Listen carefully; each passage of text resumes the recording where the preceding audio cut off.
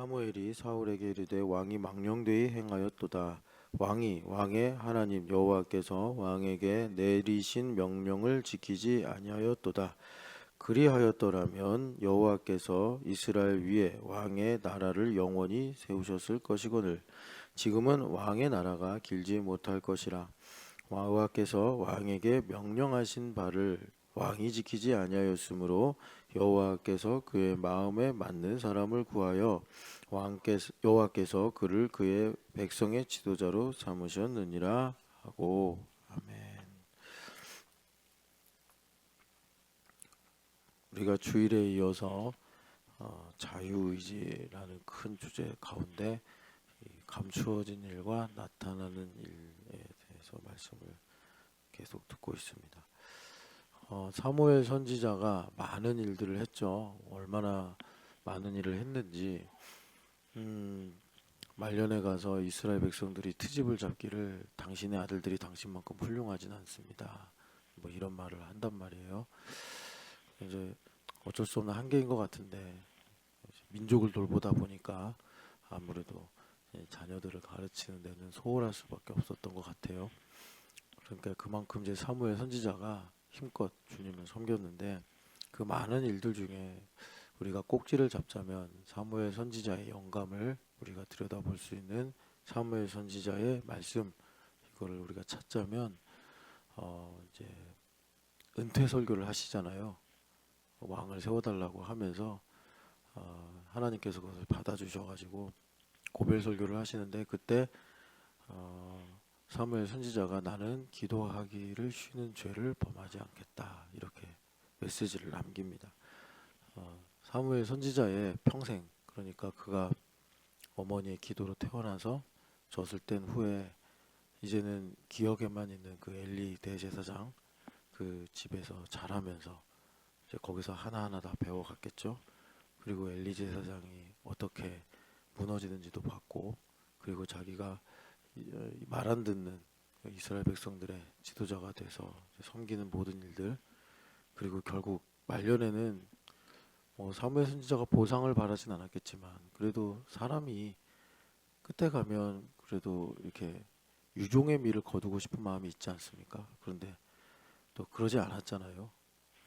참 사무엘 선지자가 오죽하면 내가 너희들에게 뭐 뇌물을 받은 적이 있냐, 이렇게까지 말씀을 하실 만큼 참 섭섭하고 안타까운 그런 결말을 맞이했어요. 오죽했으면 하나님께서 너를 버린 게 아니라 나를 버린 거다, 이렇게까지 사무엘 선지자에게 말씀하실 만큼 사무엘 선지자의 마음이 참 어려웠는데 그런 모든 것을 이렇게 쭉 이제 다 모아서 한마디로 하신, 그러니까 끝까지 축복을 하신 거죠. 사무엘 선지자는 참 큰 그릇의 사람인 거예요. 끝까지 이 민족을 어떻게 보면 그냥 혼자서 짝사랑하는 것처럼 예수님 우리를 사랑하시듯이 그렇게 이제 사랑으로 축복하며 하신 메시지가 나는 기도하기를 쉬는 죄를 범하지 않겠다, 이렇게 말씀을 하십니다.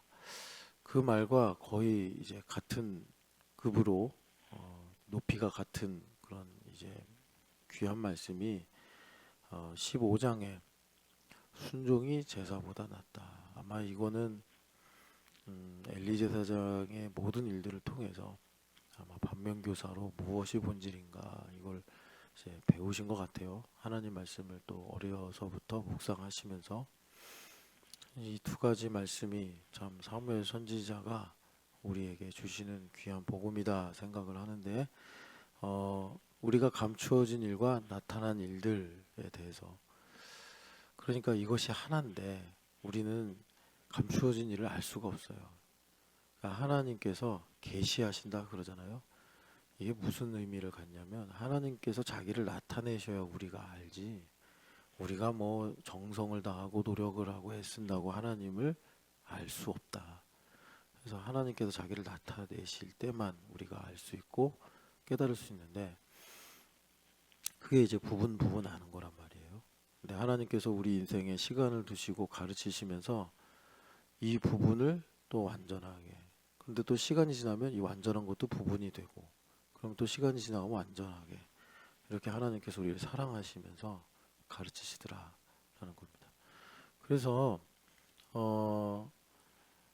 감추어진 일은 우리가 나중에 천국 가야지 완전하게 이런 거였구나. 뭐 내가 왜 신촌연합교회인가? 이것도 천국 가야지. 오고 가는 이런 모든 상황에서 하나님의 이런 참 귀한 뜻이 있었구나. 나는 하나도 몰랐는데 하나님께서 나를 이렇게 양을 인도하듯이 막대기와 지팡이로 인도하셨구나. 이걸 이제 우리가 고백하겠죠. 이 땅에 살면서는 부분 아는 거예요. 부분. 이 부분이라는 것은 정말 전체의 일부일 수도 있고요. 때로는 반대로 알면서 하나님께서 인도하시는 길로 갈 때가 있어요. 하나님의 모략은 우리가 예측할 수가 없는 거예요. 만들 수가 없어요. 그래서 하나님께서 내가 원래 하나님의 본의가 있는데 그 하나님의 본의랑은 전혀 상관없는 뚱딴지 같은 생각을 하게 하시면서도 하나님의 본의에 충실하게 살게 하실 수도 있는 분이에요. 그러니까는 이제 우리가 살면서 이 사망과 저주의 길을 간다라는 게 뭐냐면, 그러니까 욥의 인생을 놓고 보면은 하나님을 가두고 사는 거예요. 가두고. 근데 하나님은 갇혀 계실 분이 아니잖아요. 그러니까 계속 사망과 저주의 일들, 뭐 욥의 인생의 그 고난의 문제들, 그런 게 계속 이제 일어나는 거고, 그러나 이제 구원은 받습니다. 근데 이제 우리가 하나님을 못 하실 일이 없으며 못 이루실 계획이 없습니다. 이렇게 우리가 고백하면 생명과 복의 일들, 하나님을 우리가 제한하지 않으니까 이제 그렇게 갈 수 있다는 거죠. 그래서 우리가 감추어진 일은 일부만 알 수 있고, 그런데 그 일부를 아는 것이 왜 이렇게 중요하냐면 나타나는 일, 나에게 속한, 우리에게 속한 우리의 삶이나 현실의 문제를 그래서 이제 우리가 풀어가면서, 풀어간다는 건 이제 문제를 해결하는 것일 수도 있고, 또 어떤 부분은 감사와 찬양으로 하나님께 반응을 하여 하나님의 뜻이 이루어지는 복된 삶을 산다라는 것입니다. 이제 그런 가운데 순종이 제사보다 낫다라고 한 사무엘 선지자의 말씀, 이거는 사실은 이제 뼈아픈 말인데 사울 왕이 끝나는 거잖아요. 그 순간 사울 왕이 아말렉 전투에 나가서 하나님께서 짐승이나 사람이나 다 남기지 마라. 왜냐하면 하나님께서 모세 오경에, 이게 오경에 있는 말씀이라 참 중요한 말씀이었는데, 오경에 이제 아말렉을 내가 남겨두지 않겠다라고 하나님께서 그러니까 십계명처럼 선언을 해버리셨어요. 그러니까 그 말씀은 반드시 역사적으로 현실적으로 이루어져야 되는 일이에요. 그래서 얼마나 이 토라가 강력한지 하만이 아각 사람이라고 그러잖아요. 제가 해석이 분분하길래 여러모로 찾아봤는데 확실하게 아말렉 사람인 것이 맞아요. 그러니까 아말렉의 왕이 아각이었고, 이 아각이라는 것이 그러니까 뭐 아비멜렉 아니면은 뭐 파라오 이것처럼 한 개인의 이름이 아니라 그 어떤 뭐랄까 그 지칭하는 말이에요. 파라오가 한 사람이 아니잖아요. 파라오가 이집트의 왕을 파라오라고 하고 블레셋의 왕을 아비멜렉이라고 하는 것처럼 아각 그러면 아마 아말렉의 지도자를 아각이라고 하는 것 같아요. 근데 하만이 아각 사람이라 모르드게를 봤는데 괜히 신경질 나고 짜증나는 거예요. 참 신기하죠. 예수님을 뵙고 예수님께서 그러시잖아요. 내가 행한 걸 보고 믿으라고. 그러니까 예수님 행한 것 중에 나쁜 일이 하나도 없는데도 괜히 예수님 보면 기분 나쁘고 예수님 설교 들으면 충돌이 일어나고 이런 걸 복음서에서 보죠. 그러니까 예수님께서 너희 아비는 거짓이 내 아비 사탄이다 이렇게 말씀을 하시는 거예요. 아브라함은 이렇게 안 했다. 그 말은 무슨 말이냐면 아브라함도 힘들고 어려운 순간이 많았는데 아브라함은 하나님의 택한 바 또 하나님의 자녀요, 하나님의 사람이 하나님의 종이니까 그게 다 소화가 되는 거예요. 힘들고 어려워도 감사가 되고 순종이 되고, 이게 아브라함은 이렇게 안 했다라고 하신 그 말씀이 의미죠.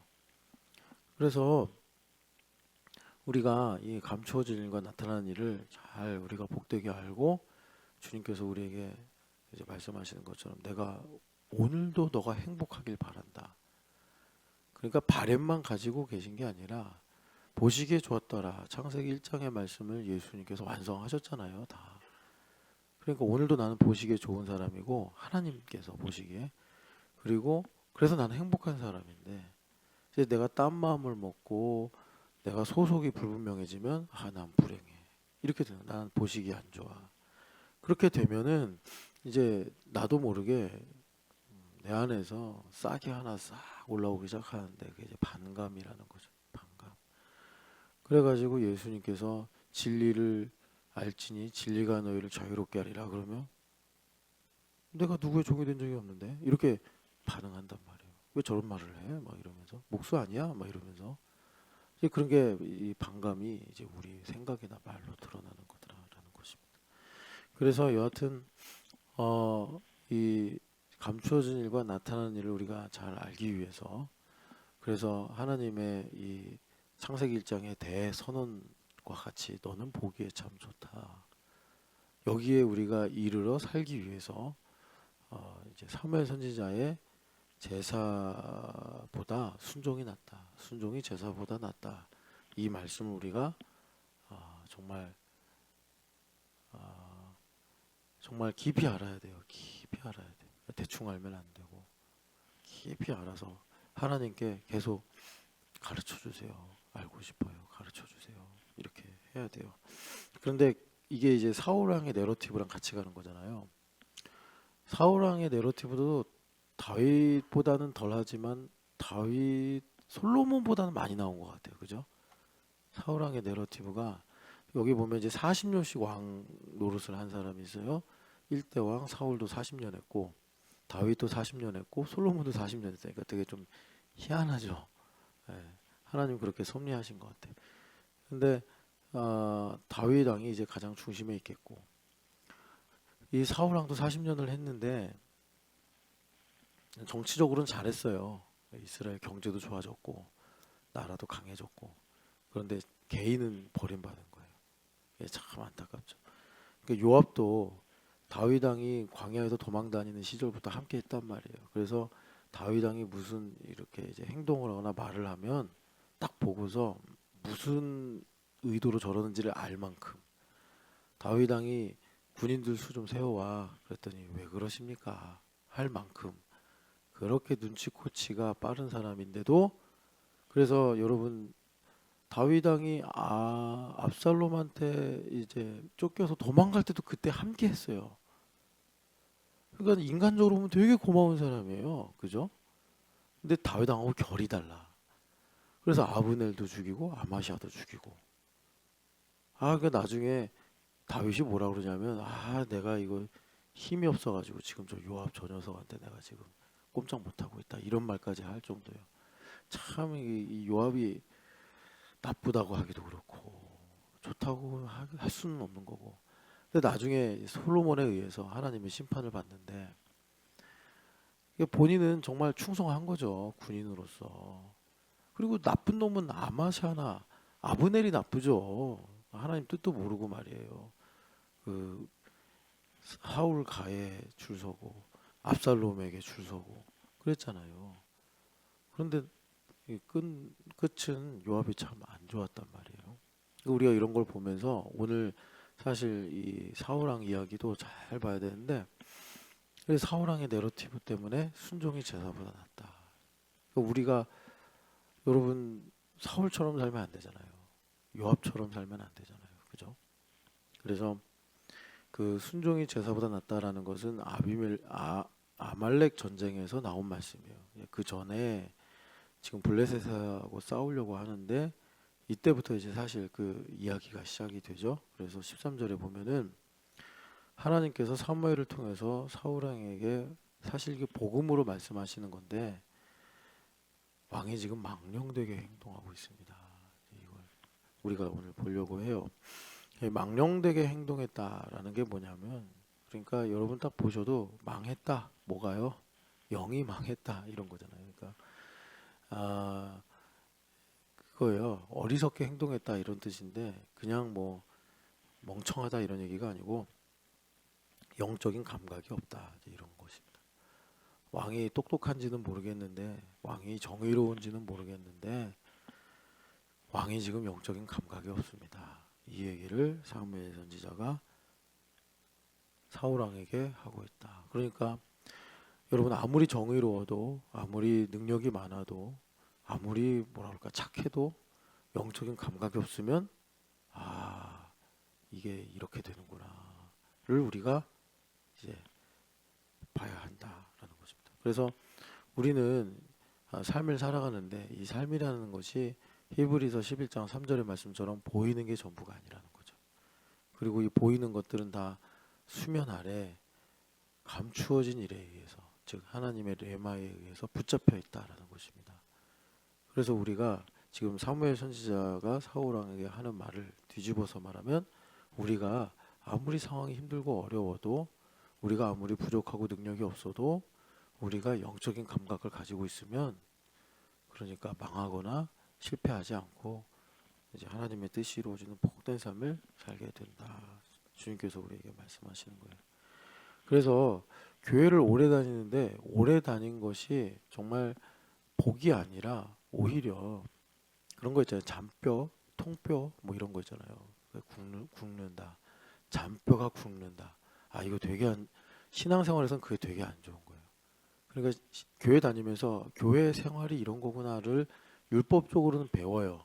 아 뭐 헌금은 이렇게 하는 거구나. 봉사는 이렇게 하는 거구나. 그런데 그 잔뼈가 굵어버려 가지고 그러니까 이제 자기 식이 생기는 거죠. 요령이 많이 늘어나는 거예요. 그래가지고 신앙생활을 호불호로 해. 그리고 아니면 시비를 해. 뭐가 옳고 뭐가 그러냐 이런 식으로. 그게 이제 나중에 여러분 고린도 교회의 문제가 된 거예요. 그래서 바울 사도가 아직도 니들이 어린아이 같냐 이제 이런 말씀을 하는 거예요. 진짜 어린아이면 문제가 없어요. 진짜 우리 주일학교 아이들이면 그렇게 해도 호불호로 신앙생활 해도 괜찮아. 그걸로 하나님 가르치시니까 달란트 시장으로 가르치시고 또 이제 어린이 축제로 가르치시고 뭐 생일 파티로 가르치시고 그러면 돼. 어린아이들이니까요. 그거 뭐 혼낼 거 아니에요. 근데 어른이 될 만한데 아직도 어린아이 같냐? 이러면 문제가 되는 거예요. 왜냐하면 안 바뀌니까. 고집이 세지고 주장이 강해져서 결국은 신앙이라는 게 죄로부터 구원받는 거잖아요. 이 죄라는 게 나쁜 짓 이렇게 우리가 알고 있기만 하면 안 되고 그 나쁜 짓이 뭐냐. 내가 강화돼서 내 힘으로 사는 게 문제란 말이에요. 그러니까 내 힘으로 나쁜 짓을 하는 것도 문제지만 내 힘으로 좋은 짓을 하는 것도 문제가 되는 거예요. 내 힘으로 좋은 아빠가 되는 것도 문제고 내 힘으로 좋은 목사가 되는 것도 문제고 내 힘으로 내가 좋은 성도가 되는 것도 문제예요. 그럼 우리는 이러죠. 좋은 거 아닙니까? 예수님은 그러시잖아요. 회칠한 무덤이라고. 그러니까 바리새인들이 분통 터지고 열불나는 거예요. 여러분들 자기에게 대입하시면 예수님께서 그런 말씀을 만약에 나한테 하신다. 얼마나 속상하겠어요. 그죠? 그런데 이런 거예요. 내가 내 힘으로 좋은 목사가 돼. 그러면 그게 외식인지 진짜 내가 알맹이까지 좋은 목사인지는 뭐로 드러나냐면 다른 목사님들의 마음과 삶을 볼 때 나의 태도로 나타납니다. 나의 태도로. 그러니까 내가 정말로 복음으로 말미암아 하나님의 뜻을 행하는 목사가 되면 성도가 되면 연약하고 부족하고 이런 모습이 있을 때 흘러나가요. 하나님의 사랑이. 그리고 나를 정확하게 갈라디아서나 빌립보서 말씀대로 나를 돌아봐요. 그래서 내 들보를 빼고 그리고 형제의 눈에 있는 티는 예수님 빼시는 거예요. 이제 이런 천국의 상황이 벌어지는데 나도 감쪽같이 속는 거예요. 열심히 살고 열심히 행하다 보면 어느 순간 좋은 사람이 돼 있는 거 내가. 그런데 이제 주변에 연약한 문제, 어려운 문제들이 있어요. 그런 걸 딱 볼 때 내 마음이 딱 굳어지면 아 나는 회칠한 무덤이구나 지금. 있는 척, 좋은 척, 선한 척, 막 아우 그 요령은 말도 못해요. 뭐 정말 천 가지 만 가지 방법이 있는 것 같아요. 사람이라는 게 참 그래. 그래가지고 결국은 이제 하나님께서 우리 마음을 열게 하시는 거죠. 자, 그래서 지금 사울 왕에게 하는 영적인 감각을 가져야 합니다. 이 상황. 근데 이것이 정말 하나님의 외과 의사의 손에 있는 메스같이 아주 날카로워요. 그래서 주님께서 이렇게 내러티브로 주시는 거예요. 그 내러티브를 좀 정리하면 일단은 블레셋이 어마어마한 수를 가지고 쳐들어왔어요. 그래서 여기 위에 보면은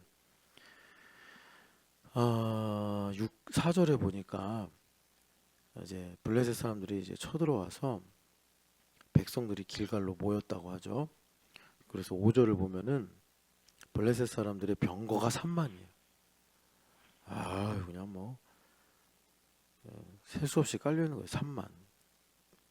그리고 마병이 6천. 기병대가 6천 명이나. 그리고 해변에 모래같이 보병이 깔려 있는 거예요. 그러니까 뭐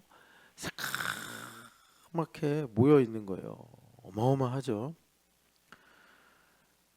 그래가지고 이스라엘 사람들이 절박했다. 그래서 싸워야 되는데 그냥 본능적으로 굴이나 어디 뭐 은신처에 들어가서 숨어버린 거예요. 완전히 지금 사기는 꺾일 대로 꺾이고 뭐 야 사흘 정도로 헤쳐 모여 하는데 안 모여요 군인들이. 이게 지금 참 엄청나게 어려운 상황이다라는 것을 이렇게 단면으로 보여주고 있습니다. 그래도 사울은 훌륭한 왕이에요. 도망가거나 뭐 불평하지 않고 딱 아무 말도 안 하고 사무엘이 올 때까지 기다리고, 이거 엄청 훌륭한 겁니다. 이 정도면 여러분. 지금 사울 왕 앞에 모여 있는 군대가 13장 1, 2절을 보면 아시겠지만 3,000명 정도. 근데 2,000명은 사울 왕하고 있고 1,000명은 요나단하고 있었어요. 여러분, 그러면 여기 지금 보병만 셀 수가 없어서 해변에 모래같이 많다니, 뭐 이건 일단 머릿수로도 안 되고 또 무기로도 보면, 여러분 나중에 19, 20절 보면은 이스라엘 군인들은 소모는 작대기 갖고 왔어요. 그리고 칼은 사울하고 요나단밖에 안 갖고 있다고. 이거 무슨 원시인하고, 예? 지금 뭐 미국 그 항공모함하고 싸우는 수준이에요. 이 무기 차이가. 소모는 작대기로, 여기 지금 블레셋 철기 문화로 무장해가지고 말이죠. 문명으로 무장돼서 병거가 3만이요. 아니 병거라도 한 2,000명 정도 되면 싸울만 하겠는데 병거만 3만이에요. 지금 보병이 2,000명 모여 있는데 사울 왕 앞에. 근데 그 2,000명도 다 지금 원래 목동하니까 이 막대기와 지팡이로 인도하잖아요. 그거 양손에 들고 이제 싸우려고 왔는데 저쪽은 병거, 예? 막 병거 위에서 창 던지고 막 활 쏘고 그런 사람들. 기병대, 여러분 전쟁 영화 보셨죠? 기병대 얼마나 무서운지. 그게 6,000명이에요. 그러니까 뭐 그런데도 사울 왕은요, 하나님 우리와 함께 하신다 하고 아무 말도 안 하고 기다리는 거예요. 누구를? 사무엘을. 예배를 하고 전쟁에 나가면 우리 하나님께서 승리 주신다. 이거 훌륭한 사람이에요, 이 사람. 우리 교회로 말하면 그냥 사람이 없든 있든 봉사하고 굳은 일 할 때 끝까지 남아서 정리하고, 하여튼 그런, 참 누가 봐도 야, 저 성도 참 우리 교회 보배다 할 만한 상황이에요. 그런데 여기 보면 아마도 그 이스라엘 백성들은 이제 안식일을 중심으로 시간을 생각하니까 7일을 기한으로 이제 사울 왕이 기다렸던 것 같아요. 7일 한 사이클을 가지고. 사무엘 선지자가 이 급한 게 뭐 얼마나 많이 그 전령을 보냈겠습니까? 사무엘 선지자님 빨리 오셔야 됩니다. 빨리 오셔야 됩니다. 급합니다. 지금 저쪽은 병거가 3만입니다. 그러면 사무엘 선지자가 진짜 뛰어오든지 말 타고 오든지 해가지고 하루 만에 와서 걱정하지 마십시오 막 이래야 되는데 7일이나 지났는데도 안 오는 거예요. 7일. 7일이라는 게 참 이게 중요한 의미죠. 기다릴 만큼 기다린 것이기도 하고, 그리고 뭔가가 채워진 시간이기도 해요. 사울 왕이 도저히 안 되겠다. 왜냐하면 여러분 여기 쭉 읽어보시면 알겠지만 15절 중간에 사울이 자기와 함께한 백성의 수를 세어보니 600명. 그러니까 2,000명 중에 1,400명은 집에 갔어. 무서워가지고. 아이고 우리 어머니 혼자 계신데 우리 애기들 있는데 하면서 1,400명은 그냥 말도 없이 가버렸어요. 이, 이 이스라엘 군대는 그러니까 정규군이 없는 나라라 그냥 무단 이탈해도 잡을 수가 없는 거예요. 600명밖에 없는 상황이에요. 그러니까 사울 왕이 안 되겠다 해가지고 얘들아 소 가져와라 양 가져와라 해서 자기가 이제 익히 아니까 하나님 앞에 번제와 화목 제물을 드리려고 하고 있단 말이에요. 그리고 아직 화목 제물 안 드렸을 때 번제만 드리고 딱 마칠 때 그러니까는 아마 시간으로 말하면 8일째 뭐 한 오전쯤 7일이 지난 지 얼마 안 된 시점이에요. 딱 사울 왕 사무엘이 온 거예요. 사무엘이 온 거예요. 그런데 사무엘이 그러면 여러분 이래야 되지 않습니까? 미안합니다. 늦어서. 제가 참 서둘러 오려고 했는데 늦어서 미안합니다. 왕이 그래서 번제를 지금 막 하고 있었군요. 이건 물론 제사장만 하나님께 제사를 해야 되겠지만 제가 늦은 책임이 있으니 이거는 뭐 그냥 안 했다 치고 빨리 우리 다시 해봅시다. 뭐 이러든지 아니면 기왕 했으니까 이제 화목제부터는 제가 하겠습니다.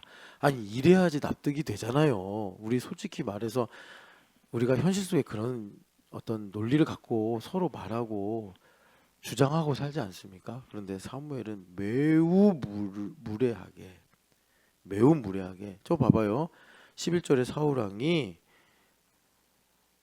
지금 사무엘 보자마자 눈 흘기고 왕이니까요. 정신이 있어요 없어 뭐 이러든지 왕이시여 사무엘이 왔습니다. 그러면 한숨 푹 쉬고 아무 말도 안 해도 되는데 나가서 환영했단 말이에요. 문안했다 환영했단 말이에요. 이제 오셨습니까? 예를 갖추었단 말이에요. 그런데 사무엘이 대뜸 하는 말이 미안합니다. 수고하셨습니다. 왕 참 7일 동안 얼마나 힘드셨습니까? 그런 게 아니라 지금 뭐 하는 거예요? 이러는 거예요. 사무엘 선지자가. 아니 그러니까 사울 왕으로서는 참 뭐 적반하장이라고도 할 수 있고 또 되게 무례하다고도 할 수 있고 너무 슬플 만큼 섭섭할 수도 있죠. 그런데 사무엘 선지자가 하는 말이 미안하다는 말은커녕 당신이 망령되게 행한 거 아닙니까? 이렇게 나온단 말이에요. 여러분 제가 왜 이 이야기를 이렇게 길게 자세히 얘기하겠어요? 우리가 이거 넘어가기가 참 어려워하더라. 이게 내일로 닥쳐서 내가 사울 왕만큼 이렇게 하지 않았어도 내가 옳다고 생각하는 거 하나만 있고 나머지는 엉터리예요. 예.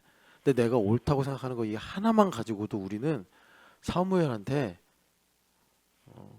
막 이제 내 주장을 편다고. 내가 이렇게 했는데 막 울기도 하고 소리도 지르고 막 정색해가지고 오히려 사무엘이 뭐 하는 거요? 이게 아니라 일로 와봐. 내가 가르쳐 줄게.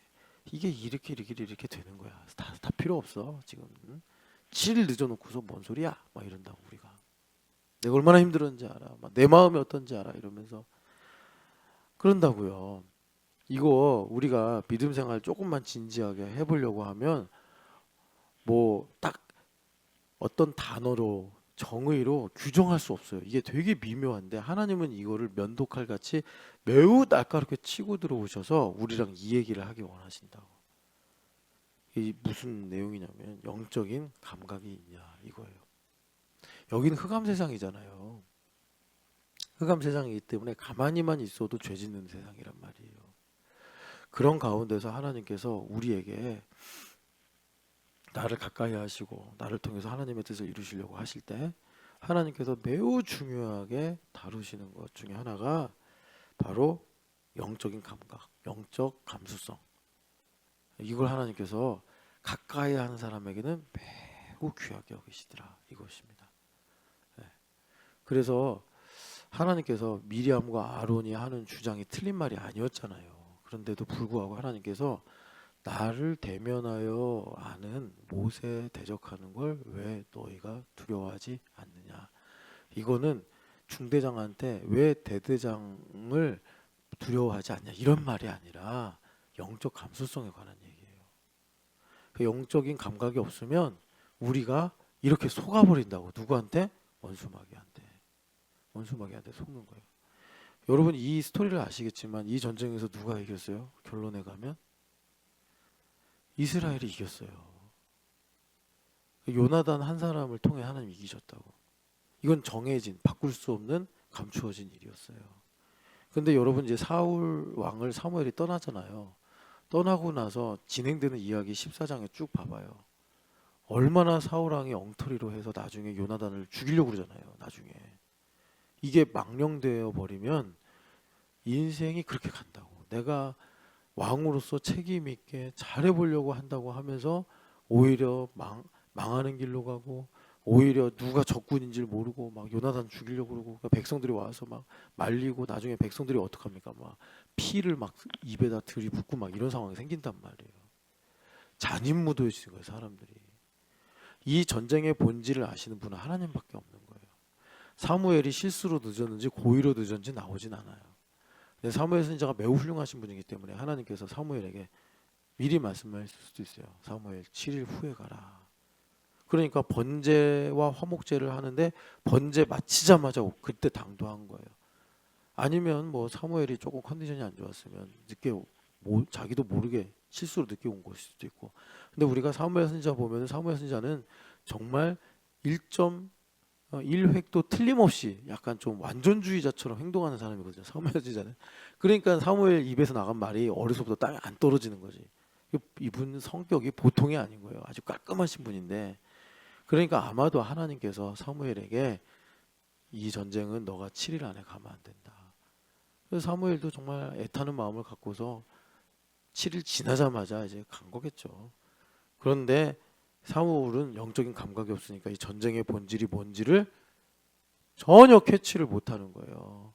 그리고 군대 수, 무기의 비교, 지금 자신의 마음, 자신이 얼마나 성실하게 하는가, 이런 것만 보고 지금 하나님께서 이 전쟁을 통해 어떤 영광을 받으시려는가에 대해서는 사울 왕이 이제 다친 생각을 하고 있는 거예요.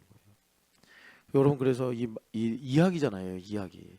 신약처럼 이렇게 해라 저렇게 해라라고 말씀 안 하시고 할머니가 아이들에게 들려주듯이 이야기로 하나님이 이 말씀을 주시잖아요. 그러니까 우리가 이 말씀을 읽고 묵상하면서 하나님께서 우리에게 주시려는 망령되게 행동하면 안 된다. 영적인 감각을 갖고 있어야 된다. 이거를 우리가 알아야 된단 말이에요. 영적 감수성, 영적 감각하면 제사장이에요. 제사장이라 제사장은 먹는 거, 마시는 거, 입는 거, 살아가는 모든 걸 하나님께서 어떻게 하셨죠? 통제하셨어요. 통제. 그게 자유라고. 그게 참 신기해요. 그러면 여러분 생각해봐요. 제사장은요 자유가 없는 사람이에요. 이주의 자유도 없어. 그냥 거기 살아야 돼. 제사장. 네. 그리고 반열에 따라서 제사장이 예루살렘 올라가서 섬기고 이러는 거예요. 자유가 하나도 없어. 자유가. 근데 이걸 자유로 느끼는 방법은 딱 하나예요. 자기를 제사장 되게 하신 하나님의 은혜에 대한 감사예요. 사실 세상 말로 운으로 제사장 된 거 아닙니까? 내가 므낫세 지파에 태어날 수도 있고 유다 지파에 태어날 수도 있는데 그 레위 지파 중에서도 아론의 가문의 후예로 태어나서 제사장 된 거 아니에요. 하나님 그 예정하신 거고 하나님께서 그냥 일방적으로 선택해버린 거 아니에요. 내 자격, 내 조건을 불문하시고. 그러니 제사장이 살 수 있는 길은 딱 하나예요. 내가 제사장 되게 하신 하나님의 은혜가 얼마나 큰가. 그걸 잃어버리면 제사장은 그 다음부터 숨막히는 삶을 사는 거예요. 난 자유가 없어. 난 너무 불운해. 나는 좋아하는 사람하고도 교제할 수 없고, 나는 하고 싶은 일도 할 수 없고, 나는 군인이 되고 싶은데 나는 맨날 그냥 여기서 소나 잡고 양이나 잡고 이러고 있어. 이렇게 되는 거예요. 이게 정확하게 교회 생활이에요, 여러분. 정확하게 교회 생활이에요. 사망과 저주로 가느냐, 생명과 복으로 가느냐. 주님께서 우리에게 선택해라 라고 말씀하시는 거예요. 그래서 여러분, 주님께서 우리에게 이제 감추어진 일과 나타나는 일에 대해서 말씀하시는데, 그래서 뭐 우리가 그러잖아요. 등산할 때 여러분 꼭 팔분응선이 뭔지 알고 싶으시면 꼭 한번 나중에 설악산을 한번 올라가 보시면 소청이 팔분응선이요. 소청만 지나면 그냥 능선 따라 쭉 가다가 내려가면 되는 거예요. 소청까지 가는데 진짜 죽을 맛이죠, 죽을 맛. 와, 나 이번에도 앨런하고 소총에 올라가면서 야 이렇게 힘들었었구나 이 생각을 다시 한번 했는데 공룡등선보다 좀 다른 느낌으로 힘들어요. 소총 올라가는 거라. 예, 진짜 아 내가 막 지 뭐 같다라고 하고 싶은데 너무 힘들어요. 너무 힘들어 소총은. 제가 아직까지요 양쪽 두 다리에 힘줄이 너덜너덜거려요. 아직도 계속 운동을 해서 그런가 쉴 날이 없어가지고. 근데 하여튼 힘들었어요.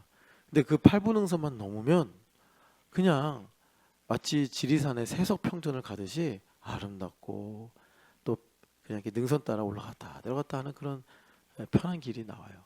제가 왜 이렇게 강조를 해드리냐면 여기가 8분응선이에요. 요 사무엘의 요 포인트가 사우랑의 요 포인트가 8분응선이에요. 올라가다 내려와 사람들이 많이 이해가 안 된다고 그러고 속상하다고 그러고 여길 넘어가면 되는데 이게 영적 감각이거든요. 그래서 여러분 여기 이제 사울 왕이 하는 말이 사무엘 선지자가 하는 말이 뭐냐면 왕이 왕의 하나님 여호와께서 왕에게 내리신 명령을 지키지 아니하였도다. 하나님 마음에 합하지 않다라고 하잖아요. 그죠? 14절 보면은 하나님 마음에 합하지 않습니다. 그러니까 우리가 영적인 감각을 가져야지 하나님 마음에 합하여 하나님께서 그랬잖아요. 내 마음에 합한 사람을 찾아 내 뜻을 행하게 하리라. 그 엘리제사장 가문의 문제를 하나님께서 말씀하시면서 사무엘서의 상하에 이 모든 역사를 시작하는 그 원천이 뭐냐면 내 마음에 합한 사람을 찾아 내 뜻을 행하게 하리라. 엘리제사장이 눈이 멀었었는데 눈만 먼 게 아니라 마음의 눈도 멀어서 홈리와 비느하스를 제대로 못 가르치고 있는 거예요. 하나님보다 아들들을 더 사랑하는 거예요. 망령되게 행동하는 거죠, 그것도. 그러니까 하나님께서 내 마음에 합한 사람을 찾아 내 뜻을 행하리라. 하나님 뜻을 누가 꺾겠고 막을 수 있겠어요. 그러니까 하나님께서 감추어진 일 중에 하나 부분을 보여주는 것이 하나님 마음에 합한 사람을 찾아 하나님의 뜻을 행하리라 그러는 거예요. 자, 여기서 나를 통해서 하나님의 뜻을 행하시려고 하는데 내가 하나님 마음에 안 합해. 계속 삐죽거려. 그러면 어떻게 되는 거예요? 저주와 사망의 길로 가는 거예요. 그러니까 여러분 우리가 죽는다 지옥 간다는 얘기가 아니라 이스라엘 역사를 봐요. 바울 사도가 증명하잖아요. 하나님 버리신 거 아니라고. 하나님 여전히 유대인들 아브라함이 약속하신 대로 택하고 가신다고. 그런데 그들의 역사를 보니까 내내 하나님께 거역하는 거였다고. 로마서 10장을 보면 그들이 하나님을 아는 지식이 없기 때문에 자기의 의를 행하려고 하나님의 의를 대적하며 살아왔다. 그 선두주자가 나다. 내가 핍박자요 폭행자였다. 이 사울왕 아니 사울 이름도 똑같네. 바울 사도가 그렇게 말씀하시는 거예요. 지파도 똑같네. 베냐민 지파 우연의 일치인가. 근데 여하튼 바울은 하나님 마음에 합한 사람으로 인생이 바뀌어서 예수님의 가장 그 측근의 사도가 됐지 않습니까? 그래서 여러분 하나님 마음에 합한 게 뭐냐? 영적 감수성을 갖는 거다. 그래서 여러분 한 가지 그 이미지를 통해서 좀 말씀을 드리면 이런 거예요. 저도 참 이 문제 오랫동안 정말 뭐 때로는 두들겨 맞고 때로는 뭐 이렇게 배우기도 하고 하면서 하나님께 배웠는데 자 우리 삶이라는 게 보여주세요. 예, 우리 삶이라는 게 그림을 잘 그릴 수 있을지 모르겠네요. 제가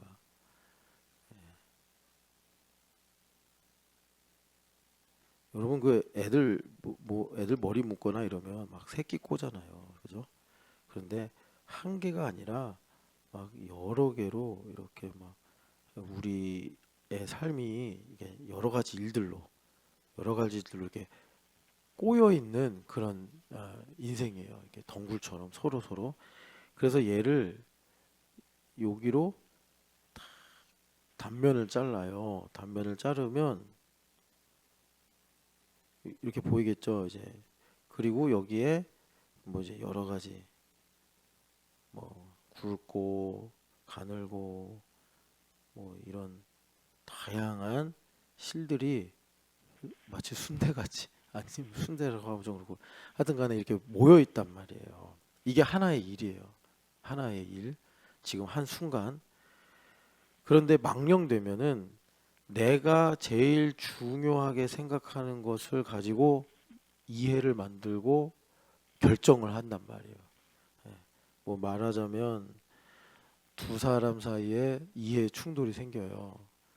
그럴 때 보면 어떤 사람은 요거를 중요하게 생각하고 어떤 사람은 이게 중요하다고 생각하고 크기가 비슷하면 이제 근데 우리가 이제 한번 객관적으로 삶을 보면은 뭐 하나의 일을 딱 두고 보면 여러 가지가 이렇게 모여서 집합체 같이 이루어지고 있어요.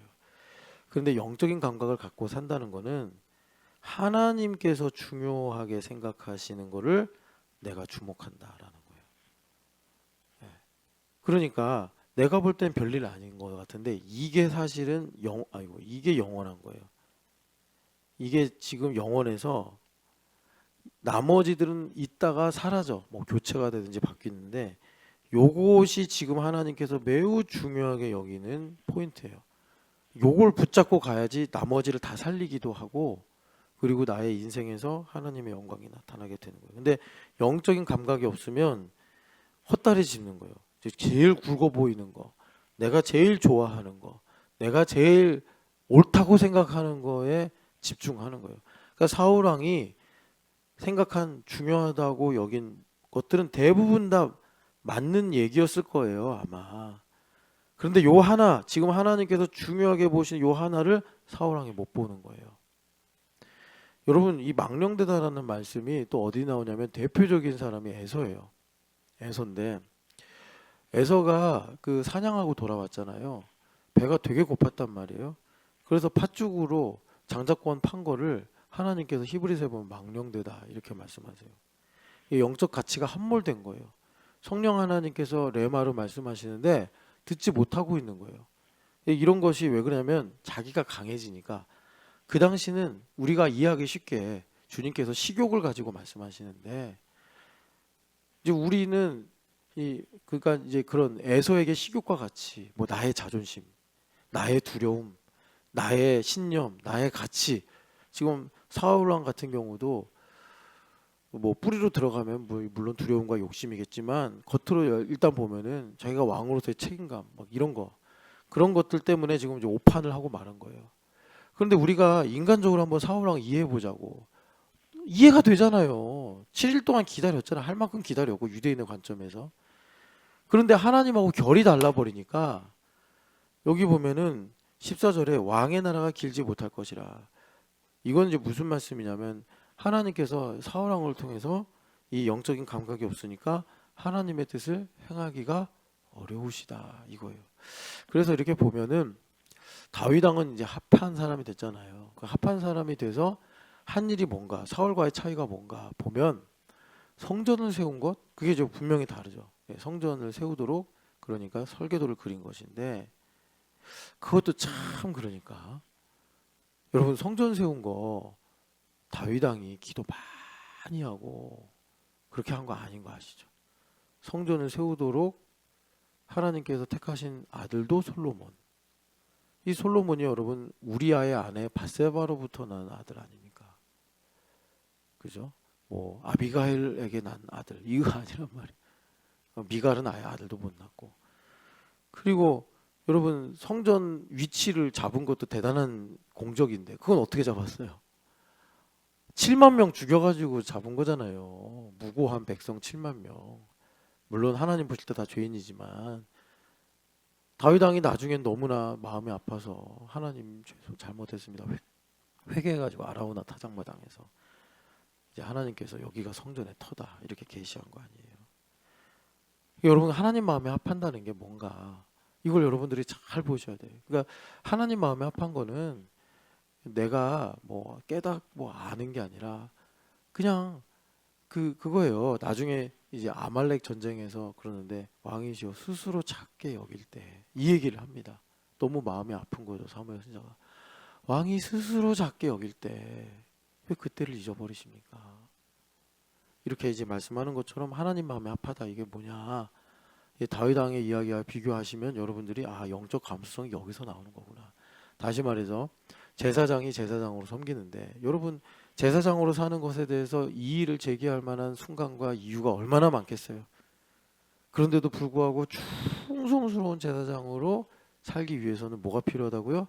나를 제사장으로 부르신 하나님의 은혜를 감사하는 마음인데, 여러분 그게 그냥 뭐 내가 좀 기도 좀 하고 내가 좀 뭐 열심히 제사장 생활을 한다고 해서 됩니까? 여러분 우리가 이제 여러분이나 저나 이제 나이가 이제 어느 정도 들었으니까 세상 알 만큼 알잖아요.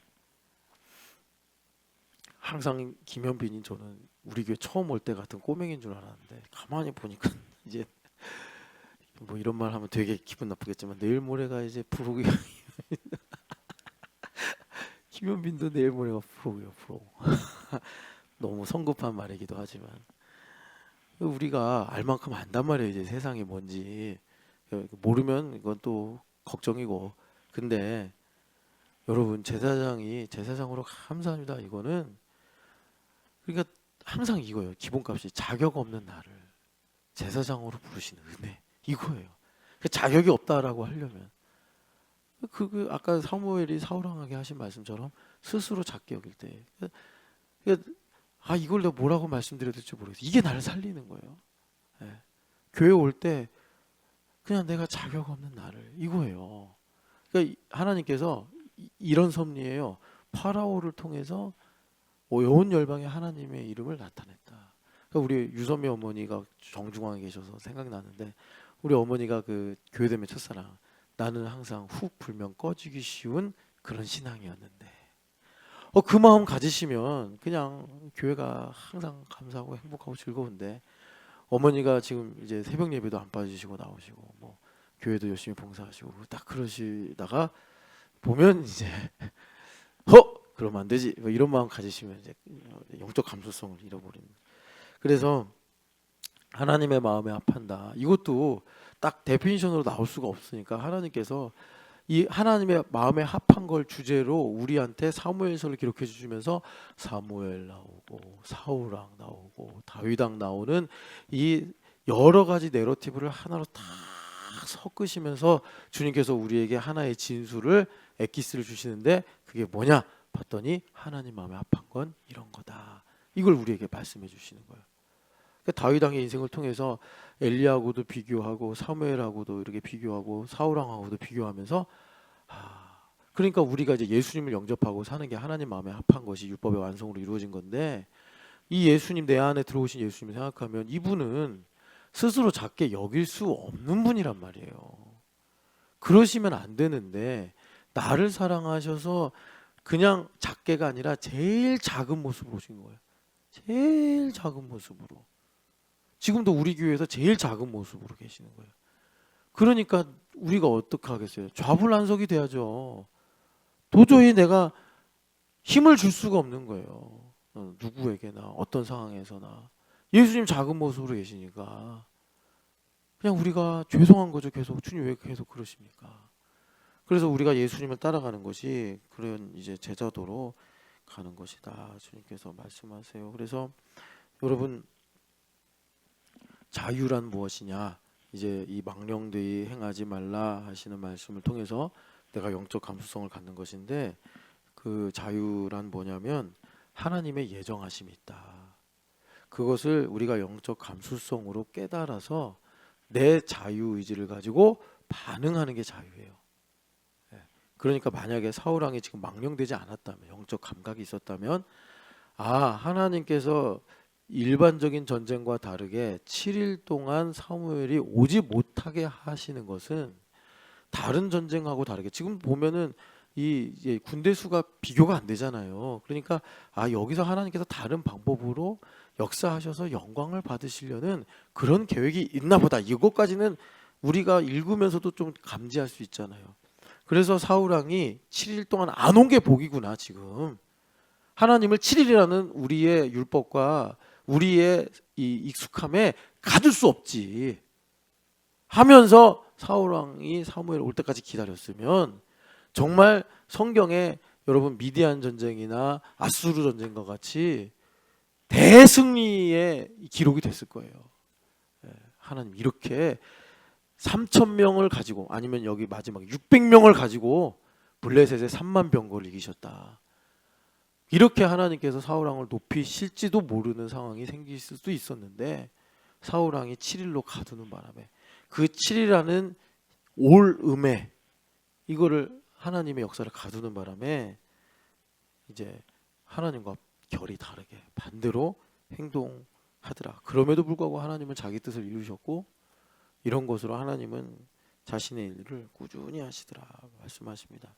그래서 여러분 부탁드리기는 여기 7이라는 율법이 여러분 이해는 되시죠? 왜 7일을 이렇게 중요하게 생각했는지. 그러니까 우리가 항상 경직되면 안 되는 거예요.